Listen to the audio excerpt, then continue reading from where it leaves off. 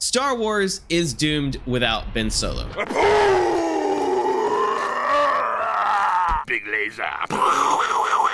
Here's what I mean. The discourse around the Star Wars sequels is unending. We're gonna be arguing about The Last Jedi and The Rise of Skywalker and The Force Awakens forever. There's no doubt that we are still very divided as a fan base. Now, how far that division goes, it's really difficult to say. But if there's one thing that's true in all of this discourse, something that actually unifies the fan base, it is the character of Kylo Ren / Ben Solo. Obviously, he was not the main character of the sequels. In The Last Jedi, he kind of took on a dual protagonist role, but ultimately I knew even going into The Rise of Skywalker, like this was going to be Rey's story. So there's been a lot of evidence to show that even though Rey has been the main character, she's not the most popular character in the entire sequel trilogy. It seems to me that the unequivocal clear answer to who is the most popular, who's the character you're most excited to see in The Rise of Skywalker. This was back in December of 2019. Kylo Ren, compared to Rey, who only got, I think, like 14% of the vote. That's mind-blowing to me that the main character in the sequels is not even the one that people are most anticipated to see. And I don't mean that as a slight to Rey or Daisy Ridley, because I happen to love the character of Rey, and I happen to love Daisy Ridley, and I would watch Rey in any Star Wars story pretty much. If Rey's name is attached to it, I will watch it. I don't know what that makes me, but it doesn't mean that I love the sequels, because I have a lot of issues with the sequels, but I like the character of Rey. I liked her more before. Long have I waited for my grandchild to come home. Your grandchild. But we have to deal with this idea that Kylo Ren somehow has retained this popularity. And even to this day, the character of Ben Solo, which is the fully realized version of the character, you know, there's something about the complexity of his character and the way that Adam Driver delivered the performance that has maintained popularity.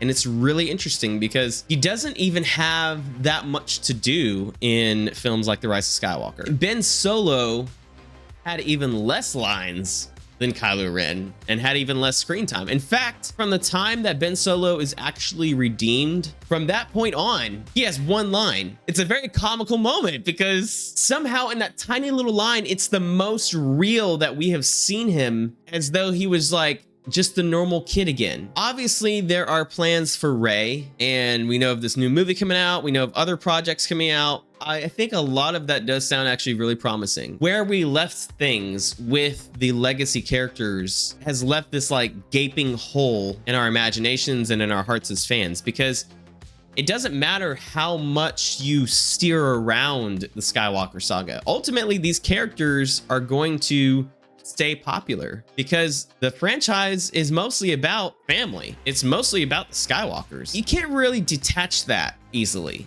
And I don't think fans want you to either. I don't think that, you know, as much as you may want to distance yourself from characters like Luke and Vader, there's still an earnest desire to see these characters, and there's still a lot of story that can be told. Now, as far as recasting and de-aging and stuff like that, I don't know how you navigate that. I really don't.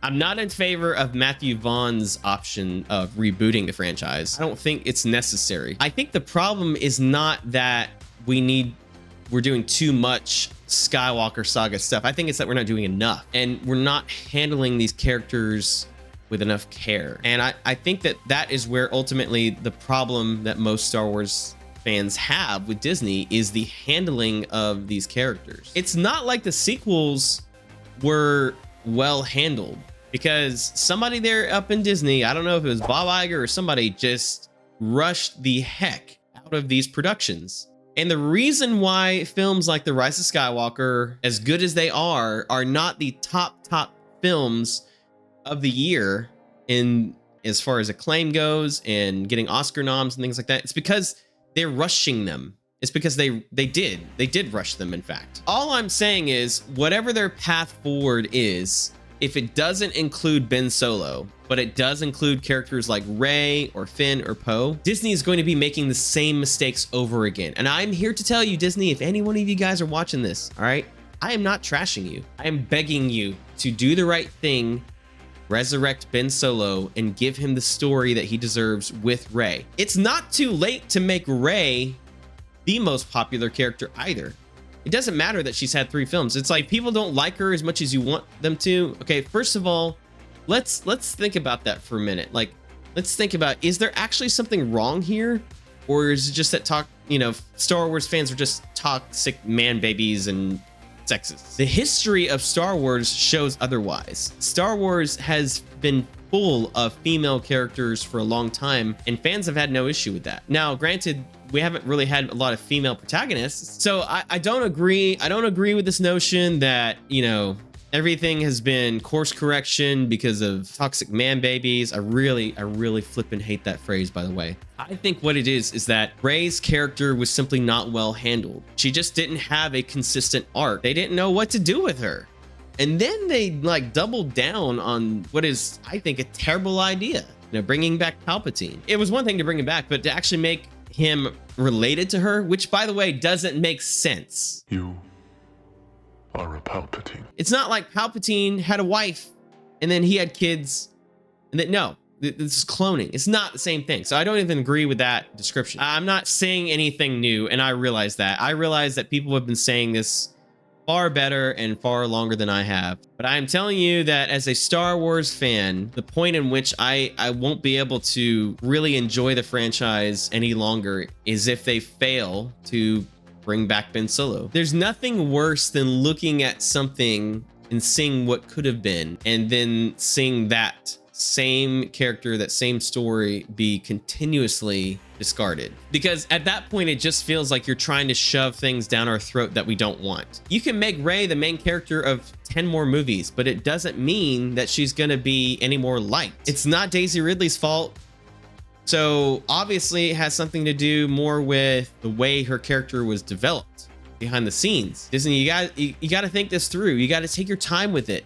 I know that people that are involved with Star Wars right now are very passionately dedicated people, but even being passionate and dedicated doesn't mean you always make a good creative choice.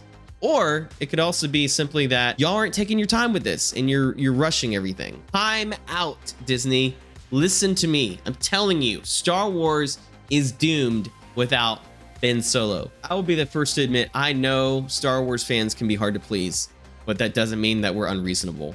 It just means that we want to see consistently good storytelling, and we're not getting that. It's too much too. It's too much content. All of these Disney Plus shows, I can do without a lot of them, honestly. And it's not what made me fall in love with Star Wars. It's not like, it's just not the same thing as going to the theater and seeing these films on the big screen. And at this point, I think that's the only way forward. You got to get back to the big screen. You got to get back to these big budget productions, and you got to make them as well as you can, and stop rushing the process and just do it right and do it with care. And if Bob Iger is the problem, get that man out of there. The dude has made a lot of bad calls. I'm just saying, I don't care if he sees this video. He's made a lot of bad calls. I'm starting to suspect that he actually is the source of the main problem. I don't even think Kathleen Kennedy is as big a problem as Bob Iger. Now, I think she is a bit of a problem too, but she's also made some good calls. I mean, it's kind of this dichotomy, right? If you can blame Kathleen Kennedy for the mistakes, then you also have to give her credit where credit is due. It's just fair. I don't know how deeply involved she is with these projects, but if she signed off on certain projects and signed off on the others, and ultimately everything Star Wars goes through her, then you have to give her credit. To me, it makes me think, well, maybe Bob Iger is the bigger problem. All right, I'm done. I can't. I'm gonna get a stomach ulcer if I keep talking about this. It's gonna stress me out. Anyways, I don't know how to end videos. What am I, J.J. Abrams? You